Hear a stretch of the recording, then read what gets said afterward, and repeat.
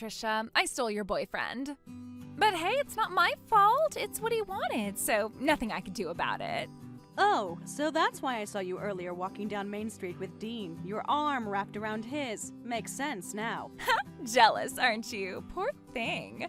But you know, stuff like this, it's always the one who gets dumped who's at fault. You must have disappointed him somehow. Maybe so. Not that I really care.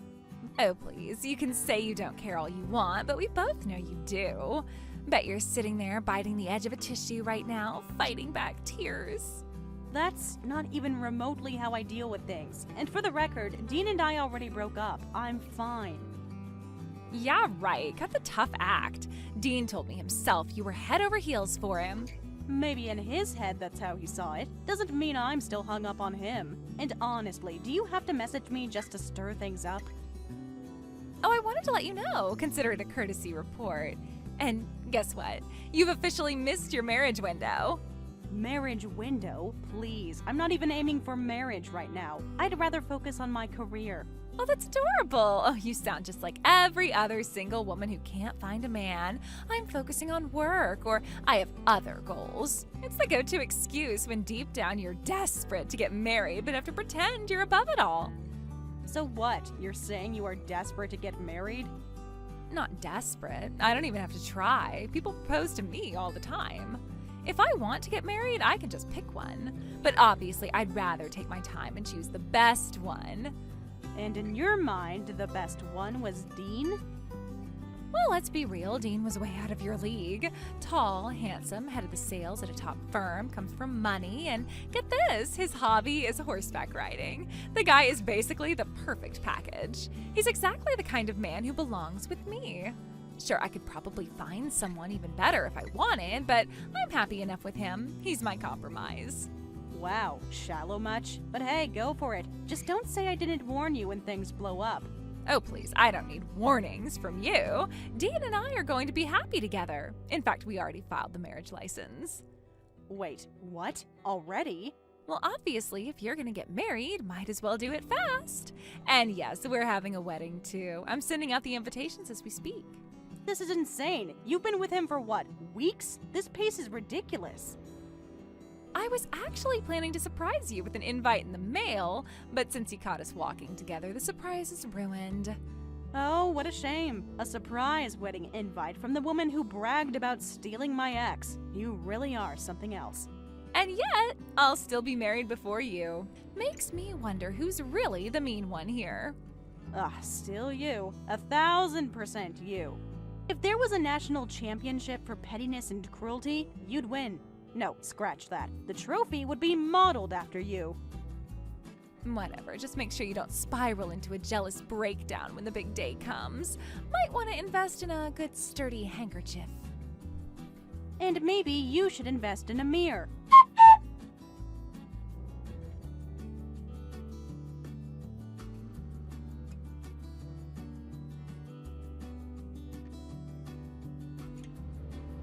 Wow, seriously? You haven't changed at all. Still the same awful person you were back in high school. I know, right? We actually used to get along fine back in middle school.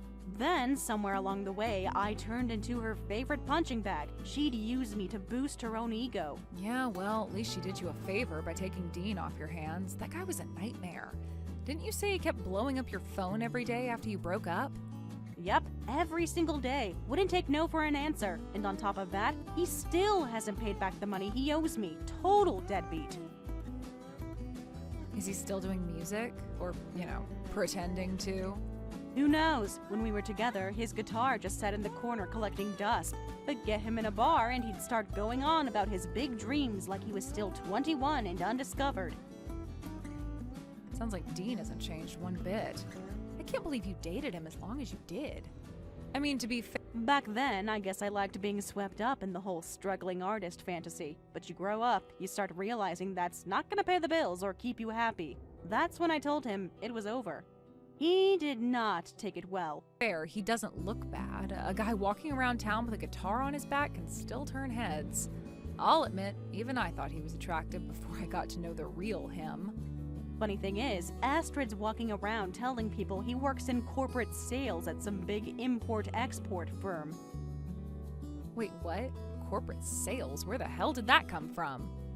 My guess? Dean made it up. The idea of him being a senior sales director at a top firm is hilarious. So Astrid's completely buying into his nonsense? That's actually kind of sad when you think about it. Yeah, I did think about telling her the truth, but after all the crap she's been saying to me, I honestly don't care enough to warn her. Let her find out the hard way. Maybe they'll even be happy for a while, who knows? You think she's really gonna invite you to the wedding? Oh, for sure. She'd want to rub it in my face. If I had to guess, she's probably inviting every single person we went to school with just so she can flaunt it. You're not actually planning on going, are you? I mean, maybe.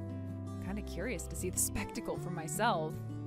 You're kidding. I wouldn't go if you paid me. We'll see. I'm not saying I'd stay the whole time, but a front row seat to the train wreck? Oh, tempting. Just don't let her think you're there to support her. She twisted into some Faith came to watch me be happy because she's jealous narrative. Oh, I'm fully aware. If I go, it's for me. Pure entertainment. Well, can't say I wouldn't want updates if you do. You'll get them. Play by play.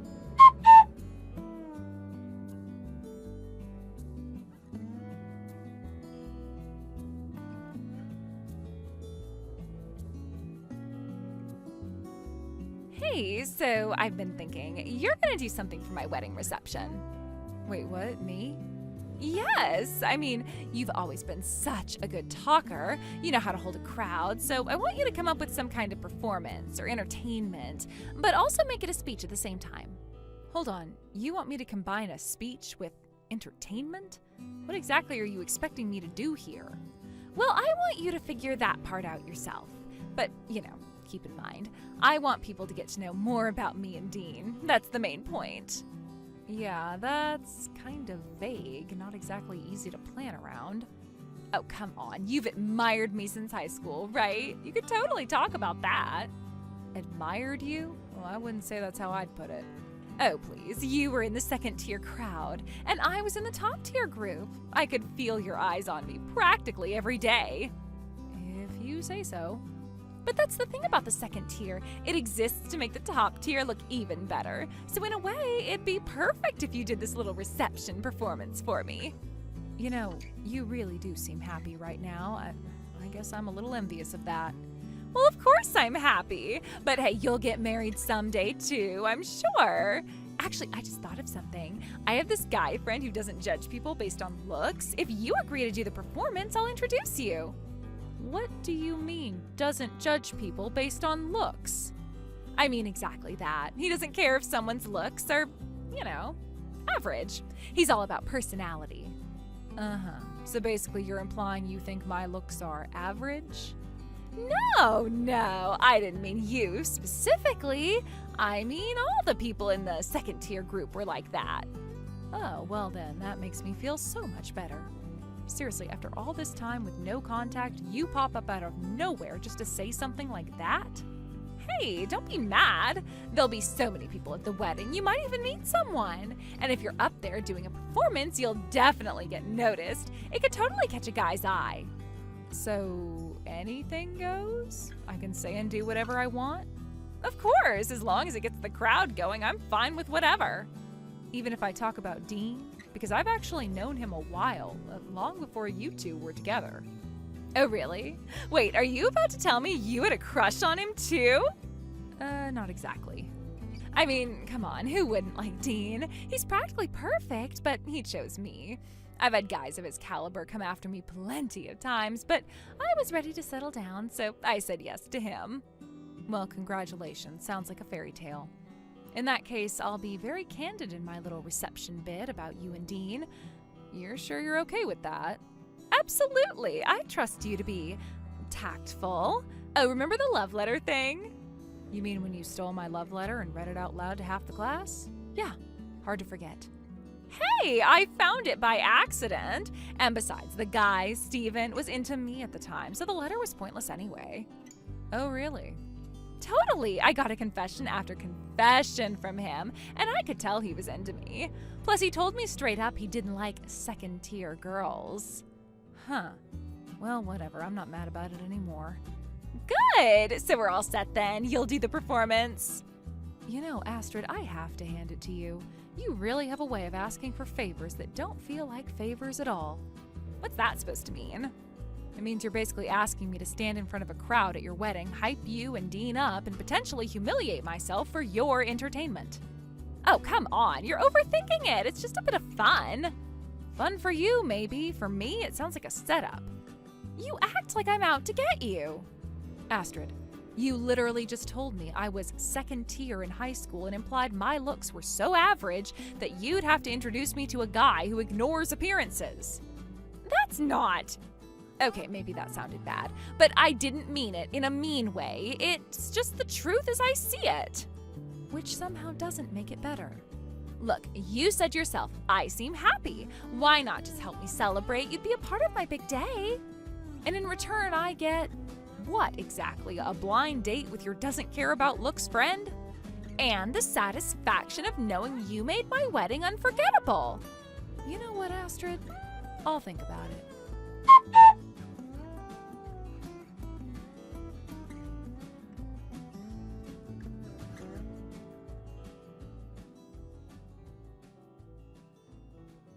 Guess what? Today's my wedding day. I invited all our old classmates, and yes, that includes you, my little loser. You're coming, right? Yeah, no, I'm not going. But hey, everyone else is, so good for you. Oh wow, that's kind of pathetic. But you know, I really do want you to see it. So I decided I'm going to live stream the whole thing just for you. Yeah. No thanks. I have zero interest in watching. Oh, please, if you can watch, you will. Sure, maybe actually showing up to the ceremony would be too intimidating for you. And honestly, I doubt you could scrape together more than $2 for the wedding gift anyway. Pretty sure I can manage more than $2, Astrid.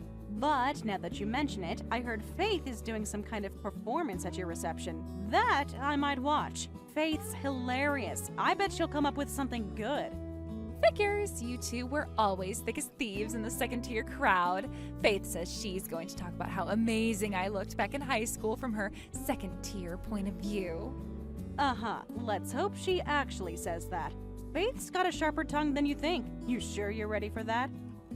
Wow, talking trash about your own friend? That's low. Second tier girls like you should stick together, you know? Oh, please. If we're talking about who's low, it's you. You've been throwing insults in my face since we were teenagers. Well, at least I say things to people's faces. That's the difference between first tier and the second tier. You all gossip behind each other's backs. We confront it directly. Uh-huh. Whatever helps you sleep at night. Why don't you focus on your wedding instead of texting me first thing in the morning? Kinda starting to feel like you're more interested in me than Dean. I'm sorry to disappoint you, but my brain just doesn't have a setting that lets me into second-tier people. So no, I don't like you in any way. Then maybe stop constantly starting conversations with me. It's exhausting, Astrid. You've been doing this since high school. Wow, so ungrateful. The first-tier me actually taking the time to talk to you, and you act like it's a burden.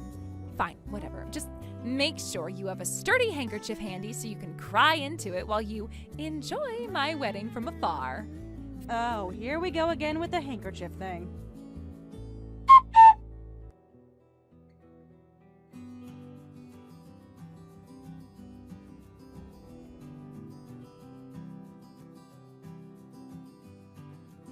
Faith, what the hell was that speech? What do you mean? I was just being honest about you two, talking about your personalities, that's all. Honest? Are you kidding me? Every single thing you said was complete garbage. Dean being some broke, debt-ridden wannabe musician. Don't make me laugh. He's a well-paid corporate sales guy at an international firm. Really? Did you see anyone at the reception today who looked like a coworker of his? In fact, did you see anyone from his side of the guest list? Dean's a lone wolf, okay? He told me he doesn't really socialize at work. That's why none of his coworkers came. Astrid, no. You are seriously getting played here. Dean is bad news. He's in serious debt, and from what Patricia told me, he owes her money too. He's just wormed his way into your life to use you. Honestly, it's not that different from a marriage scam. Don't even start with that. You sound ridiculous.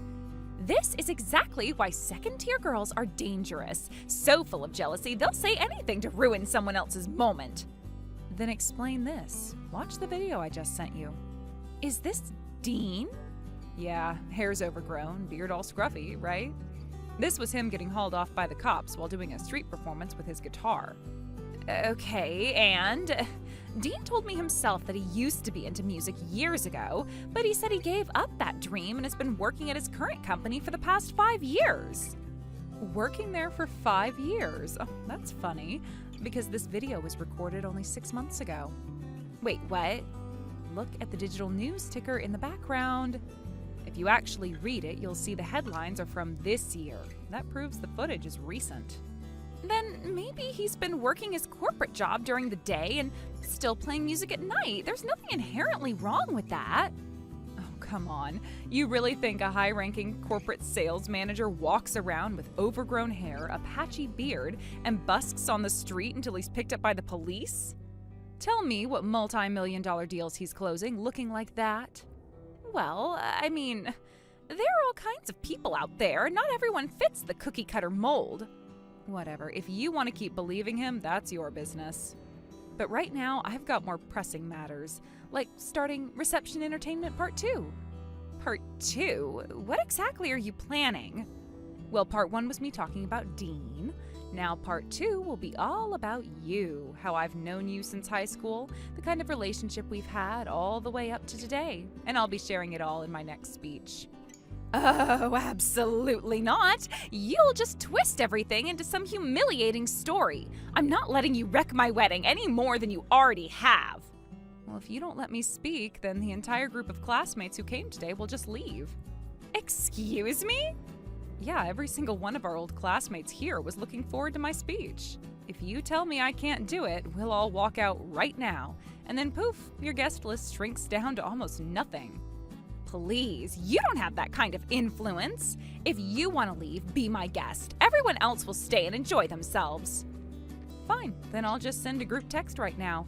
Speech is canceled. The second they read it, they'll all stand up at once. You might want to keep an eye on the room because it should be quite the sight. Go right ahead.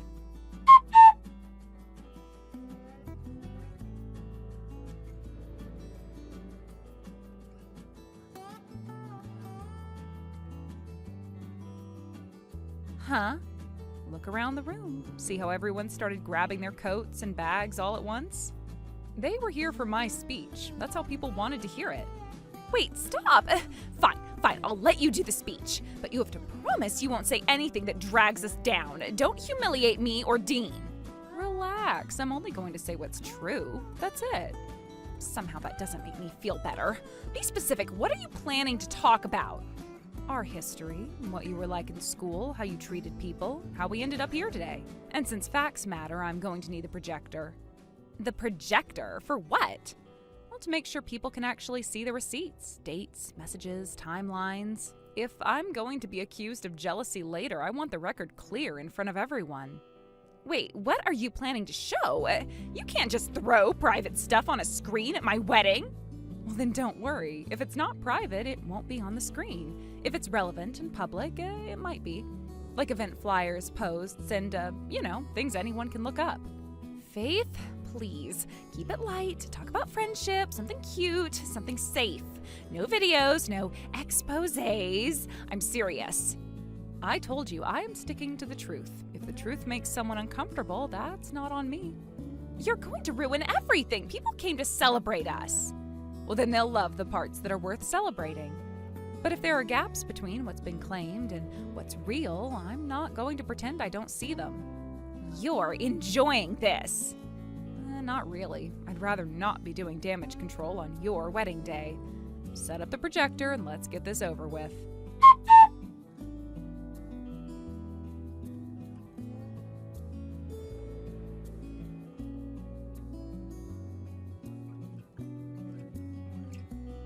Well, that's it for me. My part's done, so I'm heading out.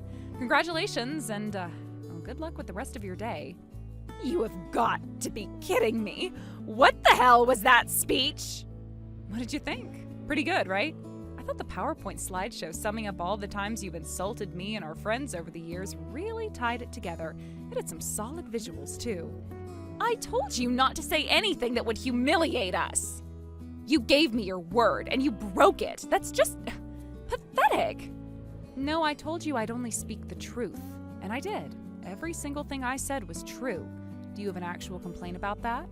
Yes! Making me look like some spiteful, petty villain in front of all my guests? That's manipulative and low. Making you look that way? Astrid, you are that way. Come on, what kind of person addresses a wedding invitation to me with the envelope labeled for the second-tier crowd? It was a little joke, light humor. And besides, it's a fact you were second tier in school.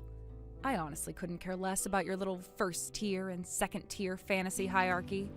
But you went out of your way to insult Patricia, too. That's why I included every single message you sent her in my slides. You actually aired private messages in front of a crowd? That is disgusting. Oh, I'm sorry, are you the same person who once stole my love letter and read it aloud to an entire classroom? You don't get to cry about privacy now. Do you not hear yourself? Well, that was years ago. High school, it's ancient history. Dragging that up now is just childish. And yet you're still dragging up the whole first tier, second tier nonsense, aren't you? You repeat the same tired narrative over and over. Maybe take your own advice. You are impossible. And here's something you'll really love. Since we're digging up history, I'm married. Have been for a while. Oh, please, don't lie. Women like you don't get married. Here, take a look. Wait, is that Steven? Yep, the same Steven who heard you read my love letter out loud all those years ago. After that mess, he actually came up to me privately and gave me a real answer. We started dating, and 3 years ago, we got married. And what's your point? Well, my point is, you spent years claiming Steven was into you. That was a lie. He never liked you. In fact, he couldn't stand you. And it wasn't just him. Most of the class felt the same way. Oh, that's ridiculous. Everyone admired me. Sure. Now try saying that again while you look around your reception hall at all those empty chairs after the classmates walked out. Well, anyway, thanks for the invite. It was honestly one of the most entertaining weddings I have ever been to. You!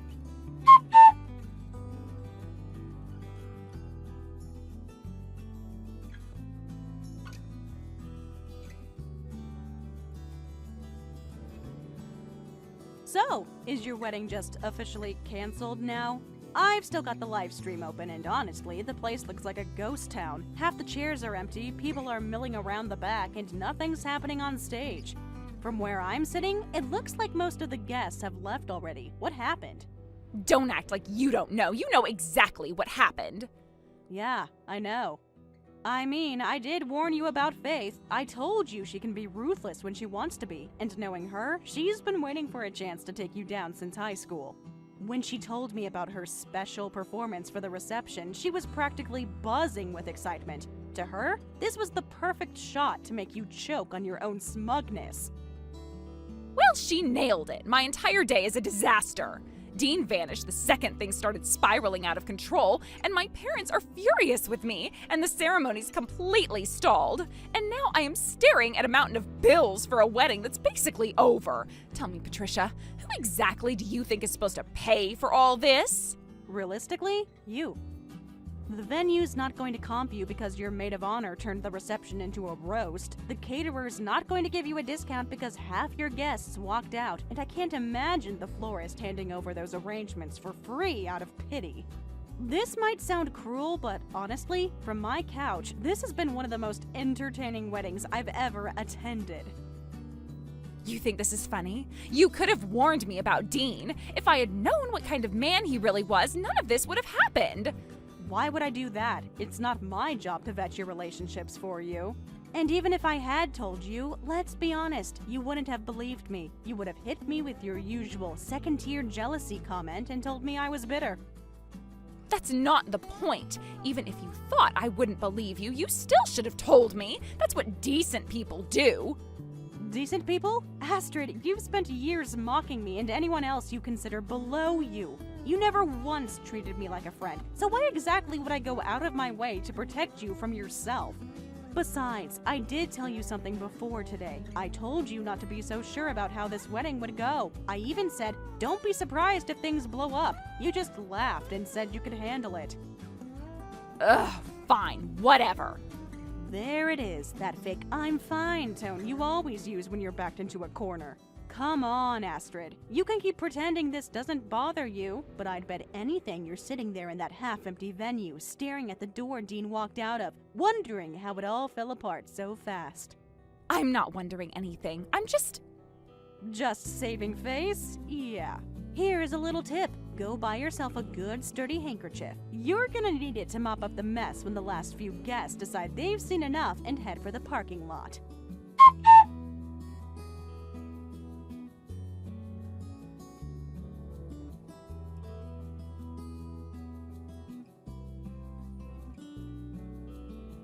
Astrid ended up shouldering the entire cost of the wedding alone after it was abruptly cancelled. Dean vanished, leaving her to face the fallout by herself. Her parents were furious with her, and there was no one willing to help with the payments. Consequently, she found herself burdened with debt. It's a harsh reality, especially considering the dreams she once held about that wedding day. Now, she's left not only with financial strain, but also with the crushing loneliness that comes from being abandoned by the very people she once trusted. What's even more painful is that her classmates, who she might have expected to support her in her time of need, offered no help.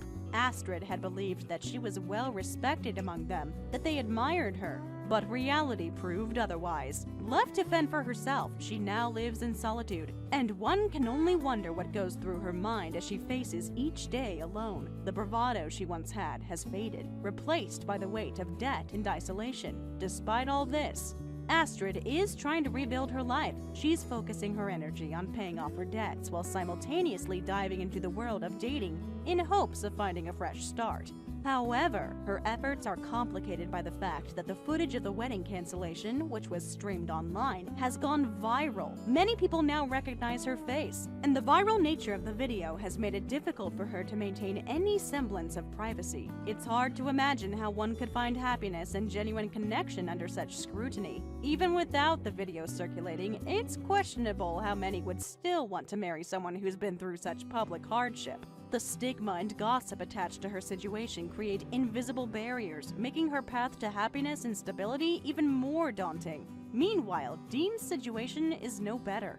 After being pursued by debt collectors, he was caught and forced into grueling manual labor. It's a hard lesson about the consequences of evading responsibility. I can only hope that Dean manages to save enough money from this difficult work so that he can repay me as soon as possible. The damage he's caused extends beyond just financial loss. It's about trust, accountability, and respect. On the other side of this drama is Faith, who seemed to thoroughly enjoy the chaos that unfolded. She expressed satisfaction at having finally gotten her revenge on Astrid, a grudge she had held since their school days. For Faith, this was a moment of vindication, and she basked in the satisfaction of seeing Astrid brought low. The sense of justice she felt must have been deeply gratifying, though it came at the expense of another person's downfall. I, on the other hand, stayed home that day. Watching the live stream of the wedding disaster unfold, I found myself wishing I had gone. There was a part of me curious to see it all happen in person, to witness the confrontation and the fallout firsthand. In the end, though, I stayed back and watched the events unfold from a distance, a decision that I somewhat regret with a wry smile. It's strange how life can twist and turn, how the actions of a few can cause ripples that affect so many. Astrid's story is one of shattered dreams and hard lessons. Dean's tale is a cautionary one about the price of evasion and irresponsibility. Faith's satisfaction reminds us that sometimes revenge can be a driving force for some people, and for me, it's a reminder of how complicated human relationships can be and how important it is to watch and to learn from the experiences of others. Astrid's journey from a hopeful bride-to-be to a woman drowning in debt and isolation is a stark reminder of how quickly fortunes can change. The canceled wedding, the viral footage, the abandoned responsibilities, all these elements combined to create a perfect storm that upended her life. The emotional and financial toll has been immense, and while she fights to regain stability, the path ahead is fraught with challenges. The loneliness she now faces is perhaps the hardest burden of all. Being rejected by family, ignored by friends, and abandoned by the man she trusted must weigh heavily on her heart. It's difficult to imagine what it's like to go through such pain in such a public way, and it serves as a sobering reminder that the consequences of our actions often extend beyond ourselves. Dean's forced labor is a stark contrast to the life he once had. The debt collector's pursuit of him shows that there are no easy escapes from responsibility. His physical toil is a punishment for the choices he made, and it's a lesson in accountability. I hope that through this hardship, he learns the value of taking responsibility and making amends. Faith's glee at Astrid's misfortune is a reminder of the complex human emotions that often underpin our relationships. Revenge may bring temporary satisfaction, but it's important to consider the long-term consequences of such actions, not just for the person being targeted, but for the one seeking retribution as well. For me, watching from the sidelines, it's a lesson in restraint and perspective. I chose not to be part of the spectacle, but I couldn't help feeling the pull of curiosity and regret. Sometimes, the drama of others' lives can teach us the most about our own choices and values. Thank you for watching and listening. We hope you enjoyed the video. Don't forget to like this video and subscribe. Also, feel free to leave a comment about what you thought of the story. We look forward to seeing you at the next story.